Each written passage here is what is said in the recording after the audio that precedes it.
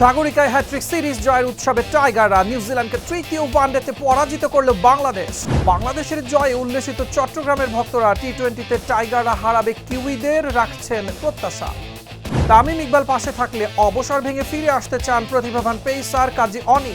BCB পারলে বাফুফে কেন নয়, হামজাদের কোচ নিয়ে বিশাল ঝুঁকি। 300 কোচ থেকে কোয়ালিটি কোচ বাছাই করা যাবে না আগের মতো ভুল। বিশ্বকাপ কাঁপাবে আর্জেন্টিনার 5 বিস্ময়, পাজ মাস্তানুয়ারা ঘুম হারাম করবে প্রতিপক্ষদের। দর্শক আমন্ত্রণ কালবেলা স্পোর্টস আয়োজনে, সাথে আছে মুজাহিদুল ইসলাম। শিরোনাম জানাচ্ছিলাম, এবারে বিস্তারিত। চট্টগ্রামের তৃতীয় ওয়ানডেতে বাঘের গর্জন। তৃতীয় ওয়ানডেতে কিউইদের হারিয়ে 2-1 ব্যবধানে সিরিজ জয় করল বাংলাদেশ। এই নিয়ে টানা হ্যাট্রিক সিরিজ পকেটে পড়ল মিরাজ বাহিনী। বিস্তারিত রিপোর্টে। একদিকে নাহিদ রানার র পেস, অন্যদিকে মোস্তাফিজের জাদুকরি স্লোয়ার কাটার। দুই প্রান্ত থেকে দুই টাইগার পেসারের ভ্যারিয়েশনে টালমাটাল কিউই শিবির। বলে কয়ে স্পিড মিটারে নাহিদের গতি 150 কিলোমিটার, আর দাফিজের বল বুঝতে হলে শিখে আসতে হবে রকেট সায়েন্স। 2 বছরেরও বেশি সময় পর চট্টগ্রামে ওয়ানডে খেলতে নামা দাফিজের ঝুলিতে 5 উইকেট। ক্যারিয়ারের ষষ্ঠবারের মতো 5 উইকেট শিকার করলেন দাফিজ।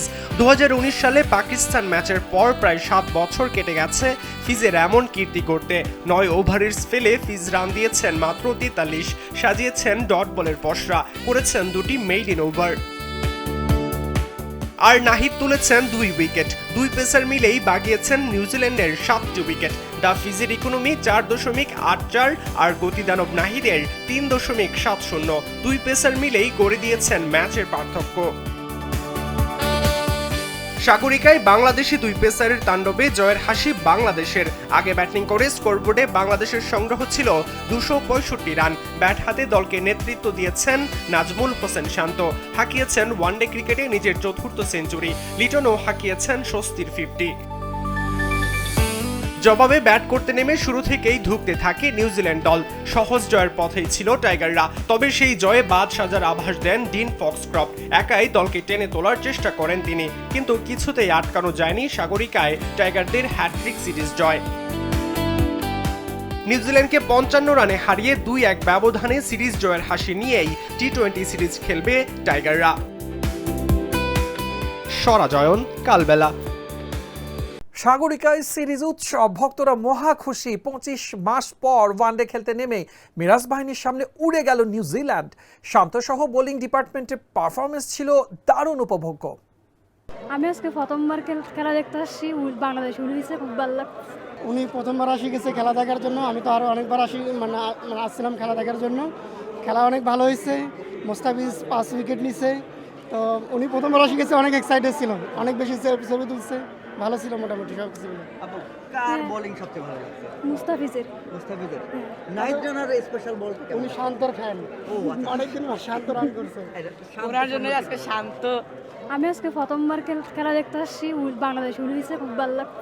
আজকে শান্তর খেলা সবচেয়ে বেশি ভালো লাগছে। নাজমুল হোসেন শান্ত যে অসাধারণ একটা ইনিংস খেলছে, এই ইনিংসের মাধ্যমে বাংলাদেশে জয়লাভ হয়েছে। আর লিটন দাস আর শান্তর যে পার্টনারশিপটাই ছিল বাংলাদেশের জন্য ম্যাচ সেভিয়ার। এটা এই ম্যাচে কামব্যাক হয়েছে, এটা একটা কামব্যাক শান্তর। নাজমুল হোসেন শান্ত একটা বাংলাদেশের একটা অ্যাসেট, ফিউচারের জন্য অ্যাসেট। সে ভবিষ্যতে খুব কিছু উপহার দিবে বাংলাদেশকে, আমি মনে করি।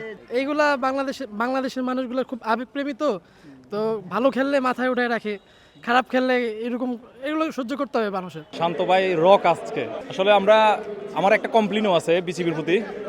আমি টিকিটটা কাটছি আবু সাইদ স্ট্যান্ডে 600 টাকা দিয়ে, কিন্তু ওনারা এই স্ট্যান্ডে আমাদেরকে ঢুকতে দেয় না। ওনারা বলতেছে যে এই গেট বন্ধ, স্ট্যান্ডের সিট ভাঙ্গা, সব কিছু ভাঙ্গা।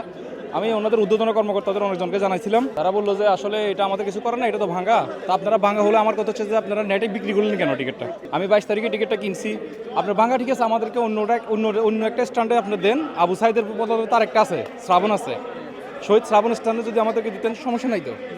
সব মানুষকে 200 টাকার স্ট্যান্ডে দিচ্ছেন, তো আমাদের 400 টাকা করে এখানে এইটা কোনো ব্যাকও পাবো না। ও অনেক ভালো, অনেক ভালো।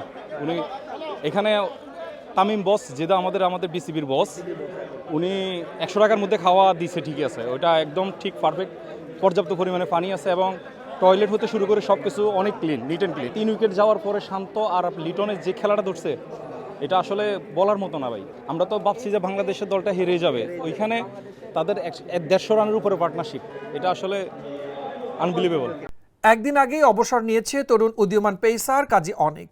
তবে কালবেলাকে জানালেন তার সিদ্ধান্ত ছিল দীর্ঘদিনের আক্ষেপের কারণে সিদ্ধান্ত পাল্টাবেন খেলার সুযোগ পেলে।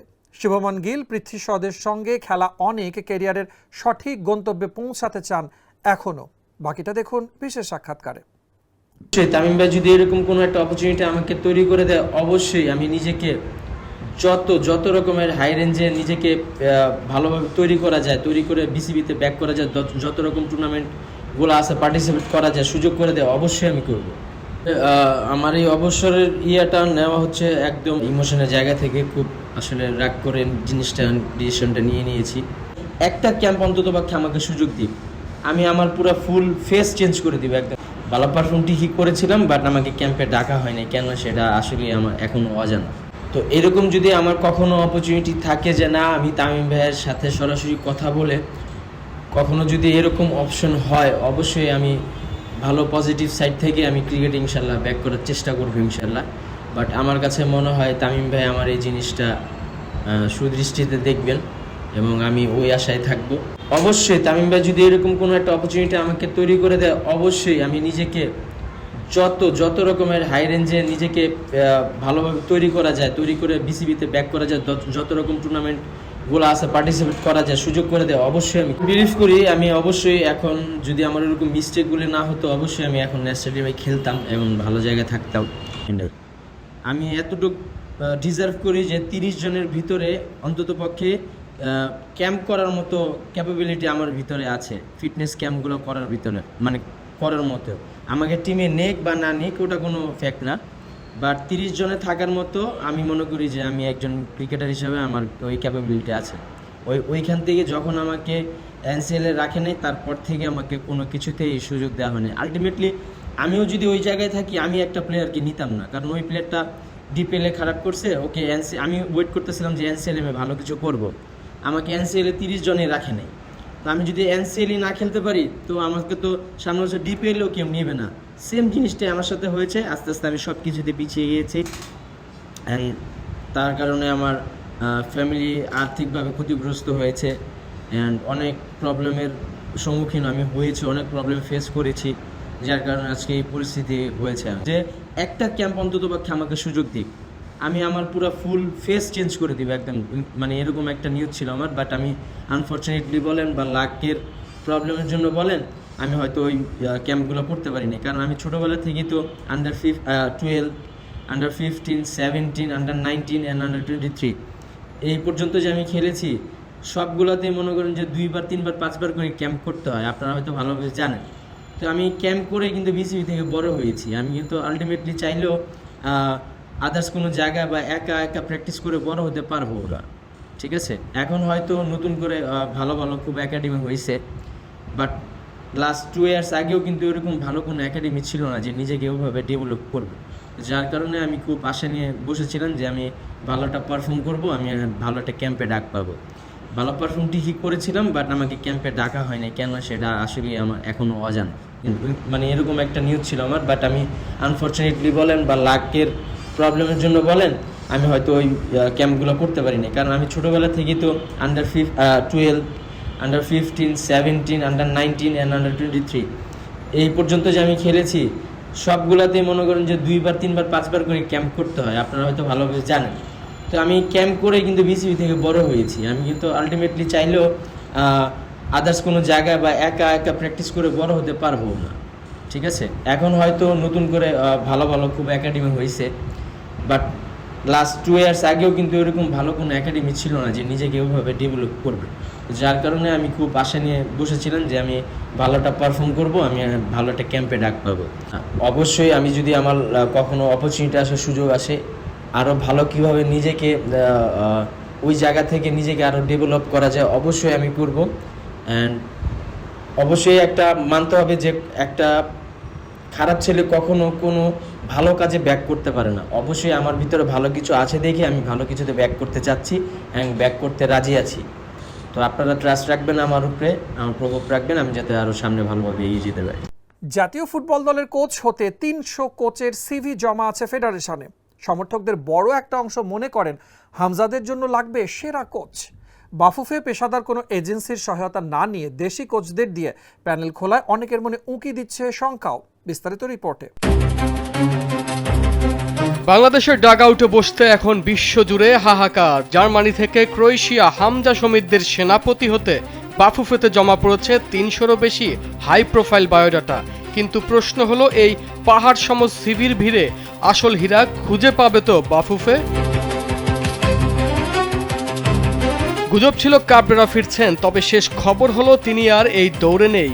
এখন ৩০০ কোচের ভাগ্য নির্ধারণে গঠন করা হয়েছে ৪ সদস্যের এক দেশি কমিটি। কিন্তু প্রিমিয়ার লিগ কাঁপানো হামজাদের জন্য এই কমিটি কি কোচ নিয়োগে যথেষ্ট?